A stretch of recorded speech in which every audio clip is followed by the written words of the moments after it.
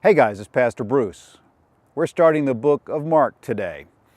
And Mark is different in form and style than the other gospel accounts. Mark is like a freight train. And I believe the reason that it seems like that, have you noticed how many times the word immediately is used in this gospel? Just in the first chapter you see it, but I've never done the count, but there's a bunch of them. Mark is written to a Roman ear. It supposedly was written from the city of Rome. And the Romans were a very efficient society. And if you know anything about the Roman legions, they marched over most of the Western world, conquering at will for many, many centuries. And as you read Mark, you can almost sense that Roman legion pace immediately. The Roman mind was one that wanted to get the facts to get to the point where they can make up their minds. And that's the way Mark wrote this gospel.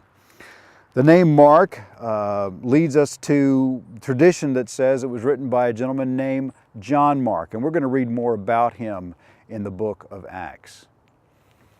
But in true Markan form, chapter 1 compresses many events that take more chapters in Matthew and Luke to narrate. Toward the end of this chapter, though, is an episode that I'd like to share with you just for a moment. We see this leper in Galilee approaching Jesus and asking to be healed. And Jesus agrees to do that and heals him and then tells him not to tell anybody. And in true human nature form, he goes and tells everybody. And Mark records that Jesus is no longer able to move freely about the town. I was thinking about that and how the gospel is spreading in our world today. And you know, in America and most of the free world, you can talk about Jesus. People may not like it, but you can talk about Jesus freely, and there's no problem with that. But in countries where it's illegal or certainly restricted to talk about Jesus, you have to be on the QT to a certain extent. You can't just go out and tell people you're a missionary or a Christian. Instead, you have to do it quietly and allow it to spread one person by one person in a very slow way, so that all of a sudden you don't draw a lot of attention to yourself and you get thrown out of the country, for example.